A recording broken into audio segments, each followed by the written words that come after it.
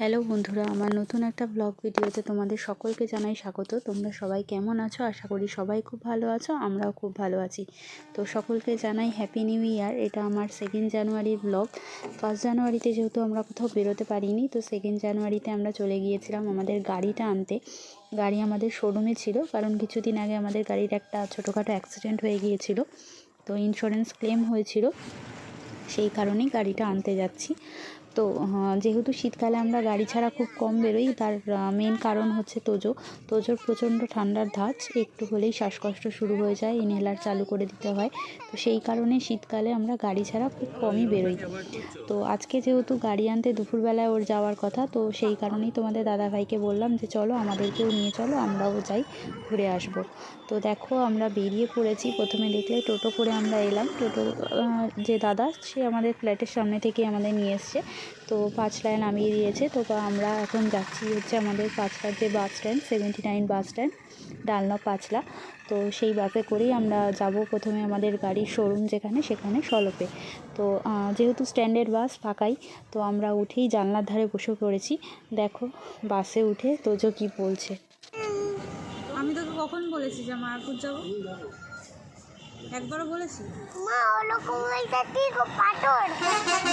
বাবা বাইরে হাত দিও না তুমি। মা আচ্ছা এরকম বলে গুলিয়ে গুলিয়ে যাচ্ছে কেন? কি ওই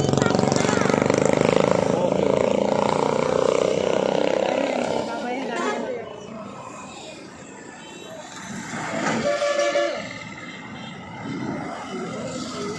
তুমি বাসে এর আগে উঠেছো?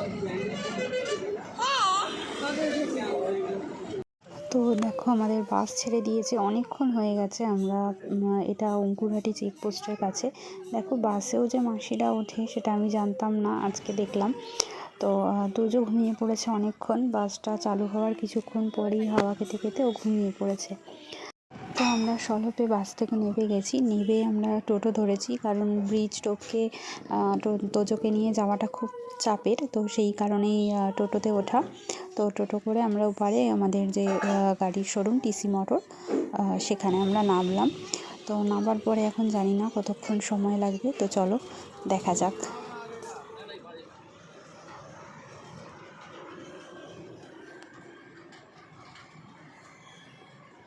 তো আমরা পৌঁছে গেছি আমাদের শোরুমের সামনে।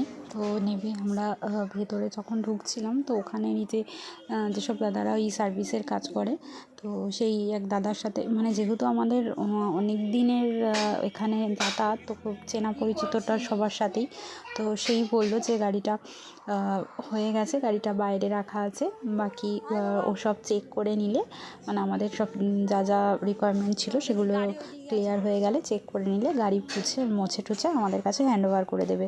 তো সেটা দেখতেই তোমাদের দাদাভাই চলে গিয়েছিল। তো তার মধ্যে আমি একটু শোরুমটা দেখানোর চেষ্টা করছিলাম, কিন্তু তোজোর জন্য মানে পারছিলাম না, কারণ ও হাত ছেড়ে দৌড় দিচ্ছিল, আর যেহেতু একদম রাস্তার সাথে, সেই কারণে ওকে জোর করে হাত দিয়ে ধরে রেখেছিলাম, আর ভিডিওটাও এই কারণে ঠিকঠাকভাবে নিতে পারিনি। তো রিসেন্টলি টাটার সিয়ারা গাড়িটা এখানে দেখলাম লঞ্চ করেছে, তারই হোর্ডিং টানানো।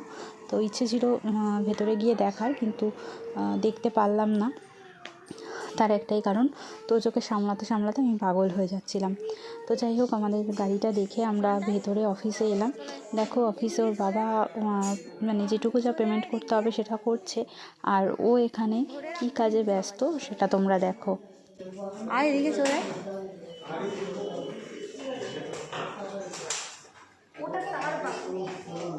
হ্যাঁ,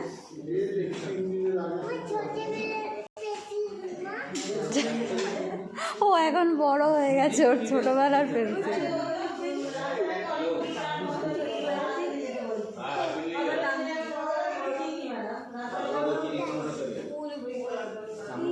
তো দেখতেই পেলে ও মার্কারটা নিয়ে নিয়েছে ওই আন্টির থেকে, ওকেই দিয়েছে। ও আসলে এখানে আসলে ওকে সবাই খুব ভালোবাসে, তো সেই মার্কারটা নিয়ে এতক্ষণ ওর কারসাজি চলছিল। তো ওর কোনো জিনিসেরও বেশিক্ষণ নয়, তো আবারও ওখানে চলে গিয়েছে দুষ্টুমি করার জন্য, মানে কী নেওয়া যায় কী করা যায়। তো এবার যেহেতু আমরা বেরোবো, তাই ওকে বলছিলাম যে সন্টাই চল আমরা বেরোবো। বাবাই বাবাই বেরিয়ে আয়, বেরিয়ে আয়, বেরিয়ে আয়, বেরিয়ে আয়। তাহলে আমরা চলে যাচ্ছি, থাক তুই। এই দেখ টাটা। তো ও যেহেতু আসতে চাইছিল না, তাই জন্য ওকে আমরা টাটা দিয়ে ইচ্ছে করে বাইরে বেরিয়ে এসে কিছুক্ষণ দাঁড়িয়ে ওয়েট করলাম, কিন্তু দেখলাম যে ও আসছে না, মানে ও ওখানেই থাকবে। তো আবার ওর বাবা ঢুকলো ভেতরে, গিয়ে ওকে বুঝিয়ে নিয়ে আসার জন্য, কিন্তু মানে সবাই হাসছে ওর কথা শুনে। ও বলছে যে তোমরা চলে যাও, আমি এখানেই থাকবো, আন্টিদের কাছে থাকবো। তো তারপরে অনেক বুঝিয়ে তাকে ওখান থেকে বের করে নিয়ে এসছে ওর বাবা। তো উনি সবাইকে টাটা দিয়ে সবার সাথে দেখা করে তারপর উনি বেরিয়ে এলেন।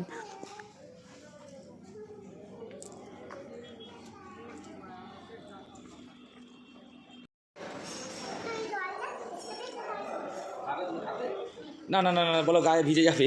তোমায় খুলে দিলেই তুমি জামায় ফেলবে। আর তো দেখতেই পেলে ওর মুখ বন্ধ নেই, ও কন্টিনিউয়াসলি বকেই চলেছে। তো এখন ওর বাবা ওখানে সিকিউরিটি রুমে এন্ট্রি করছে, দিয়ে আমরা গাড়িটা নিয়ে বেরোবো। আর এই দাদাটাও যেহেতু ফাইনাল হয়ে গেছে, গাড়িটা এখন ক্লিন করে দিচ্ছে ভালো করে।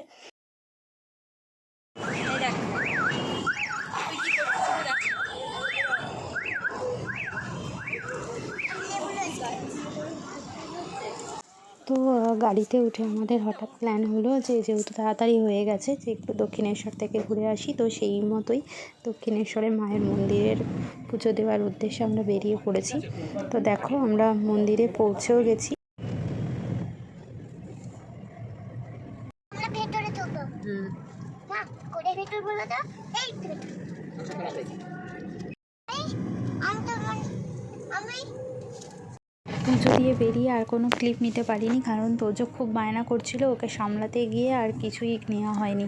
তো আমরা বেরিয়ে পড়েছি। তো দেখো খিদে পেয়ে গিয়েছিল বলে আমরা চলে এসেছি একটু রেস্টুরেন্টে, যেহেতু আমাদের উলুবেড়িয়াতে একটু কেনাকাটা করার জন্য যাওয়ার আছে। তো আমরা উলুবেড়িয়া যাওয়ার আগে আমাদের এখানে ব্লু মুন বলে একটা রেস্টুরেন্ট আছে, তো সেখানে চলে গিয়েছিলাম খেতে।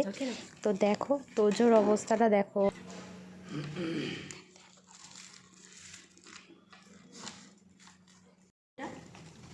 এটা কি খাচ্ছ বলো? এটা কি খাচ্ছ? তুই গরমটা মুখে দিয়েছিস। আমরা ফিশ ফিঙ্গার অর্ডার দিয়েছিলাম স্টার্টারে। দেখো ওকে আমরা ভেঙে দিচ্ছিলাম, ওর পোষালো না, ও নিজে খেতে গিয়ে গরম লেগে কান্নাকাটি শুরু। তোমরাই দেখো তোজো এখন মিক্স চাও খেতে বসেছে। আর টুথপিক দিয়ে কাউকে দেখেছো চাউমিন খেতে? ও চিকেনের পিসগুলোতে টুথপিক দিয়ে তুলে আস্তে আস্তে খাচ্ছে, মানে আমাদের খাওয়া শেষ, ওর খাওয়া শুরু। মানে ও বাইরে গেলেও মানে একটা খাবারও ও ঠিক করে খায় না, যেরকম বাড়িতে সেরকম বাইরে। তো তারপর আমরা একটু কেনাকাটা করতে গিয়েছিলাম, তোজোর জন্য একটা ব্লেজার নিয়েছি। তো আমার শরীরটা খারাপ লাগছিল বলে আর কোনো ক্লিপ নেওয়া হয়নি। তো চলো আজকের ভিডিওটা এই পর্যন্তই, আবার দেখা হবে পরের ভিডিওতে। ততক্ষণের জন্য টাটা।